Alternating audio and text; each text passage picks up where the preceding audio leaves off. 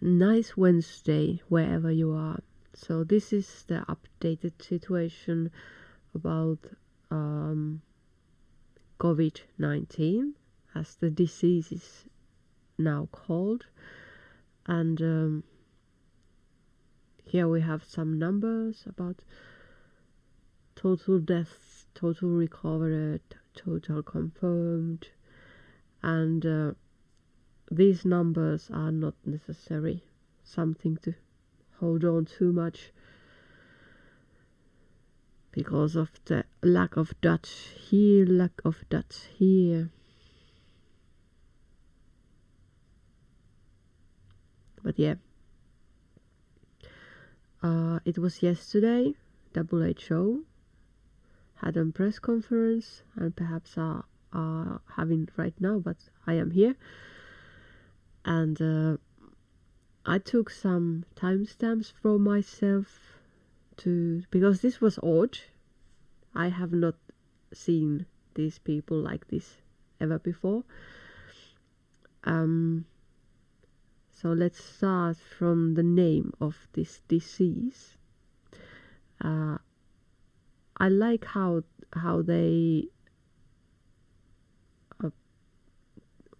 what are those reasons why that name, and though I am nobody, I agree with them, because when we see how people behave,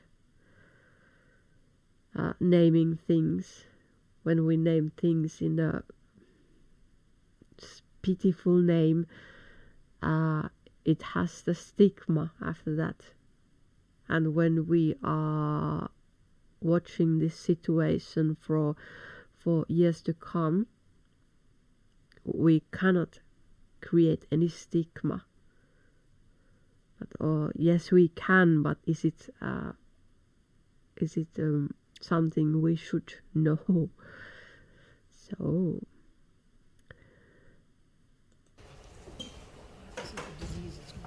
yeah, that is the disease name. It's COVID-19. Do you want to? You can move off. So, Please. So the name of the disease is COVID-19. That's coronavirus disease 19. And the reason for choosing the name, I think the Director General pointed out what certain principles are when you name the disease. Coronavirus is a group of viruses that's quite common. There are already many known human strains of corona and many animal strains of corona. So it is possible that in the future there'll be another strain of coronavirus, and then that could be also named by the year in which it appeared. So it allows for future naming of other coronaviruses. And at the same time, this disease also allows the entire spectrum of clinical manifestations to be covered. It is because it's a respiratory. It could also manifest in other forms, and so it's a broader name. The virus itself is named by the international group of virologists who will look into the taxonomy. There's a particular taxonomy that they follow, and then the genus, the species, etc. would be specified. But it's important to have a name for this disease that everybody uses, both for scientific purposes, to compare. When you want to compare the literature, you want to compare data, you need a common terminology, and also to avoid a number of different stigmatizing or other forms of confusing names. And the next one, which I found also important, is the information that they first thought it looked like it's from bats, but it's not necessary the truth and nothing but the truth anymore. They have found the COVID-19 from the wet marketplace, from the surface, so it has been on the surface there. it's the place. They have found it from there. So, but the information is here. And publicly available to scientists. Some scientists have done some phylogenetic studies, and they have identified that this virus is very similar to a virus that is a coronavirus that can be found in bats.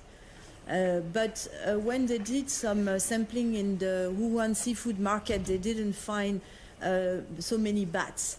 And so it's very likely that there is an intermediate host that has been contaminated, and but still they've done a lot of samples in various animal species, but have not found yet which intermediate host could have been the amplifier, at least in this Wuhan city. So studies are ongoing because they are checking a number of animal species, so it takes some time. What they have done as well is they have tested a number of environmental samples on surfaces and different places in the market. And so they have found indeed the coronavirus that is now responsible of this epidemic in humans. So there was some environmental contamination, probably also at the beginning of this outbreak. Now this market has been closed, has been disinfected, and so this environmental contamination doesn't exist anymore. But studies are still ongoing to try to better understand what has happened in the animal world before human beings were contaminated. And it's still ongoing, and we hope that this meeting on research will provide us a little bit more information on this aspect of the outbreak that is still not very clear and requires more research. So that was that, and we are here. Oh, there, it's just coming, the airborne thing. So this person, not her, said that it's airborne, the virus, and it was something quite frightening to be heard, but he just tries to fix what he has said. Okay, sorry, I used the military word airborne. It meant to spread via droplets or respiratory transmission. Please take it that way, not the military language. Is that true? That he made a mistake, or what's true? I don't know.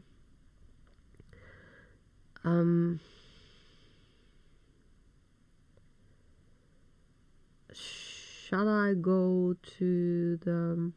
I go backwards a bit. So the stigmatization is really something that we should all consider. If you are an adult, consider it. It builds nothing in this world, nothing good. So then there was the mention about Africa, which they didn't answer my opinion to that question at all. It was 2040.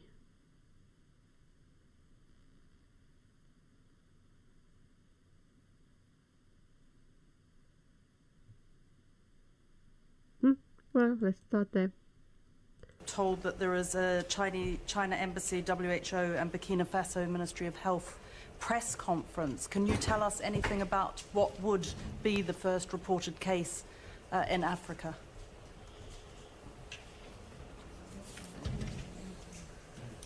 So we don't have that information. We had some suspected cases in 3 or 4 countries, which were all negative. But the Burkina Faso is something new which we haven't heard about, and we will follow up on that. Thank you. Please. I found it somewhat slightly alarming that was that. But we have the story behind here, that these people have to have that kind of wordings and that kind of mentality to haven't able to cooperate with all sorts of leaders. And that's, I suppose, is not an easy job to do. And the next one, healthcare. Healthcare and terror.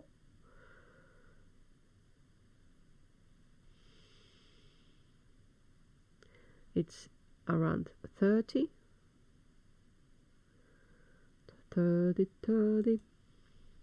Systems all over the world and make this world safer.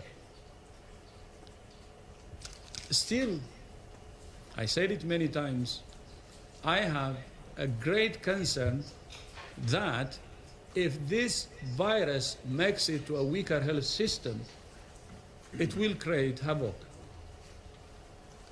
It will.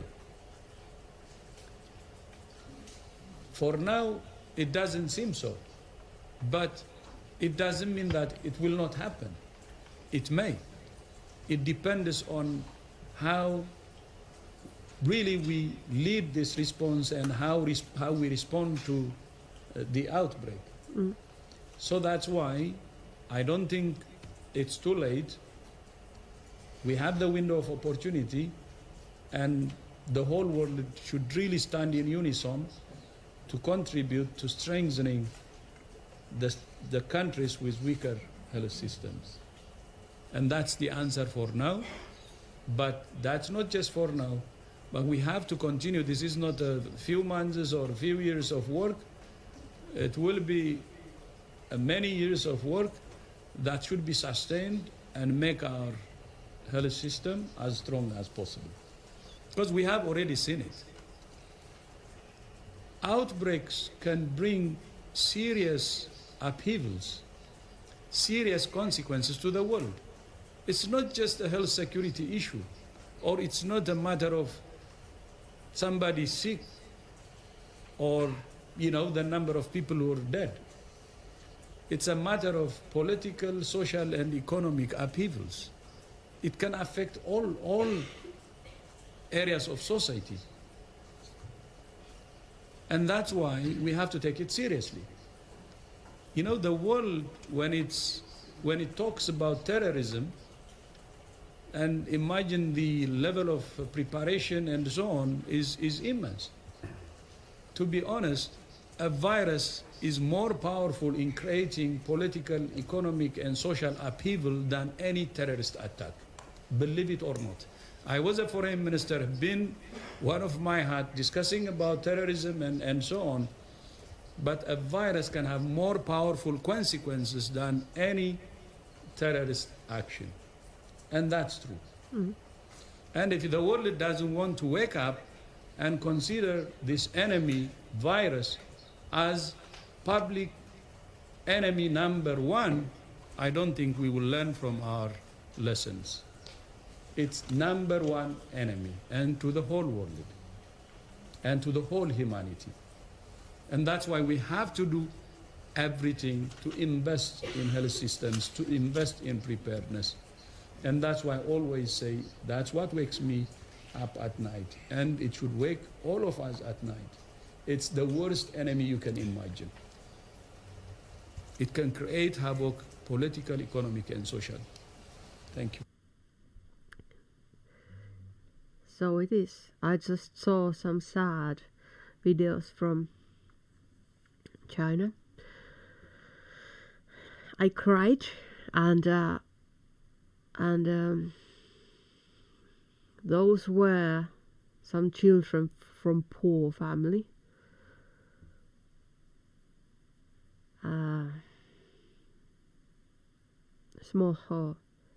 Small children from poor family. But I am so sorry to say this. I'm so sorry. But this COVID-19 does not ask how much money you have. And that is the reason why so many want to react to this. It's not only those poor, but this disease does not ask how privileged you are. So this is not fear-mongering. I'm just speaking about why so many try to react now to this disease. Because it does not affect only poor people.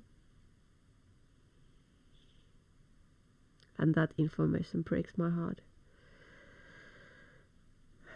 Then 50-15.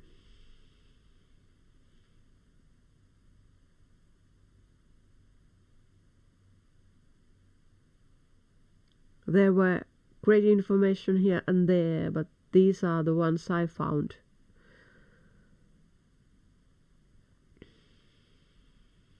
To be important. I just wondered, the Director General, in your speech you referred to a very grave threat potentially to the rest of the world from this virus, which is clearly an emergency in China. I wondered if you could elaborate on that, especially for our visual colleagues, and what led you to use that language this morning. Was there some change in your risk assessment overnight? Was it information coming in from Hong Kong about suspect cases in a building which was later dismissed on the basis of results? Could you elaborate? No, it's the issue is about the use of the window of opportunity. We have a window of opportunity now for the rest of the world. We see what's happening in China in terms of the number of cases and fatality. So if we don't use the window of opportunity we have now, if we don't operate with a sense of urgency, there could be a serious consequence. That's what I meant to say. And I'm reminding the world to use this opportunity to do whatever it can to contain this outbreak. Do everything it can. And there is time, because as I said, the number of cases in the rest of the world is less than 400, and there is only one death. That's a window of opportunity. So I'm reminding, there is time, the time is ticking. And time is the essence in this outbreak. And the virus will not sleep and wait. We cannot sleep. So we have to operate with a sense of urgency and with strong political commitment throughout the world. And then we can beat this outbreak. If not, then the other side will happen. So that's why I was reminding this morning. I reminded now. I will continue to remind until the world really takes this seriously, do it with sense of urgency, and believes from the heart that the time is the essence. Time is the essence now. So that's that. Do not be in panic state, because that helps nobody. Eat healthy food. If I may ask, just put some more vegetable-based food. Eat pulled oats or such. Lessen the meat part. Let the water be to our nature, rather than to those cows that are going to be slaughtered. Sorry, I try to keep this short. We need our cows, and my opinion. We need our cows, we need our pigs, we need our horses and all sorts of things. But I'm quite sure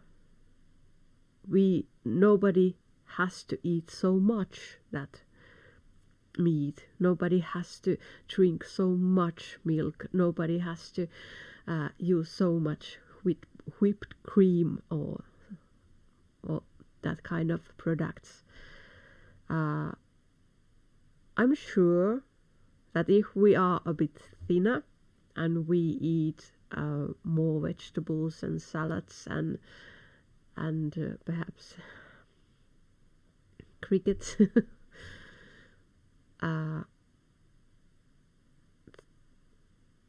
we would feel in our own bodies a bit healthier in real life. Real life. But that's my opinion. Wash your hands. If you are feeling sick, really sick, don't go too much outside. I have think wearing clothes is a good idea, washable clothes, and have a good sleep. That's why don't worry too much. If you worry too much, you do not sleep enough.